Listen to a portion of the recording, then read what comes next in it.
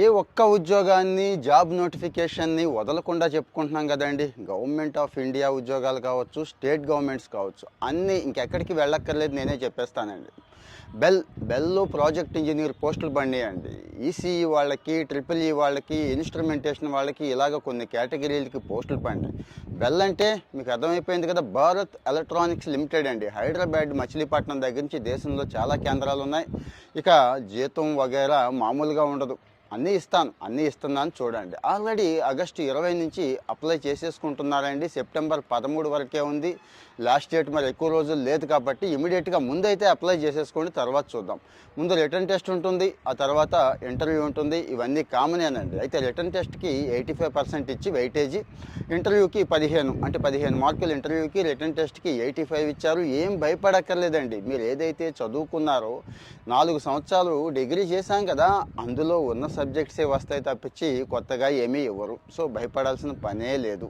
ఇక వయసు అంటారా, 32 సంవత్సరాల లోపు వాళ్ళు అప్లై చేసుకోండి అని చెప్తున్నారు. ఇక రిజర్వేషన్ కేటగిరీలకి ఎలాగో రిలాక్సేషన్ ఉంటుంది కదండి, ఏజ్, అవన్నీ షరామామూలుగానే ఉన్నాయి. అదే రిజర్వేషన్ కేటగిరీలో ₹1 కూడా కట్టక్కర్లేదండి. ఏది అప్లికేషన్ ఫీజు ఏమీ లేదు. మిగిలిన జనరల్ కేటగిరీ వాళ్ళకి ₹472 ఫీజు పెట్టారు. సో బెల్ అని కొట్టండి, బెల్ జాబ్స్ అని కొట్టండి, వచ్చేస్తాయి మీకు. గూగుల్ చేసేయండి, లేదు ఆ లింక్ కూడా నేను ఇక్కడ మీకు ఇస్తున్నాను, దాన్ని పట్టుకొని కూడా సెర్చ్ చేసుకోండి. టైం అయితే ఎక్కువ లేదు కాబట్టి ఇమీడియట్గా అప్లై చేసుకోండి. గవర్నమెంట్లో క్వాలిఫైయింగ్ మార్కులు అని ఒకటి పెడతారండి. అంటే జనరల్ కేటగిరీ వాళ్ళకి 35%, రిజర్వేషన్ వాళ్ళకి 30%. అంటే క్వాలిఫైయింగ్ అది చూసుకోండి. అంటే అది వస్తే ఉద్యోగం వస్తుందని గ్యారంటీ కాదు, దానిపైన రావాలని, దానిపైన వస్తేనే ఉద్యోగం ఇస్తారని. దానికంటే ఎక్కువే వస్తాయి. అందరూ 70, 80, 90% కూడా క్వాలిఫై అవుతూ ఉంటారు కదండి. ఆ పర్సంటేజ్ తెచ్చుకోవడానికి ట్రై చేయండి. తక్కువ ఉద్యోగాలు కదా అని చెప్పి ఆగిపోవద్దు. నాకేం వస్తుందిలే, నాకు రాదు అని నిరాశపడవద్దు. ఆ నెగిటివ్ మైండ్ సెట్ ఉన్న వాళ్ళే ఇబ్బంది పడుతున్నారు, అక్కడే ఆగిపోతున్నారు.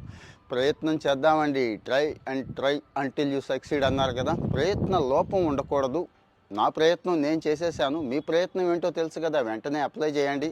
నాకు పనికిరాదు అనేవాళ్ళు చూసి వదిలేకుండా కాస్త షేర్ చేయండి. ఎవరికి షేర్ చేయాలో మీకు తెలుసు. ఇంజనీరింగ్ గ్రాడ్యుయేట్లకి షేర్ చేయండి, లేదు మీ స్టేటస్లో పెట్టుకున్నా తప్పేమీ లేదు. మీ వాట్సాప్ గ్రూపులు ఉన్నాయి కదండి, అందులో షేర్ చేసినా తప్పేమీ లేదు. ప్రతి జాబ్ నోటిఫికేషను ఇద్దామండి. ఇక్కడ గ్యాప్ ఉంది. మన వాళ్ళు ఈ జాబ్ నోటిఫికేషన్లు తెలియక చాలా నష్టపోతున్నారు కాబట్టి ప్రతి నోటిఫికేషన్ ఇచ్చే ప్రయత్నం చేస్తున్నాను.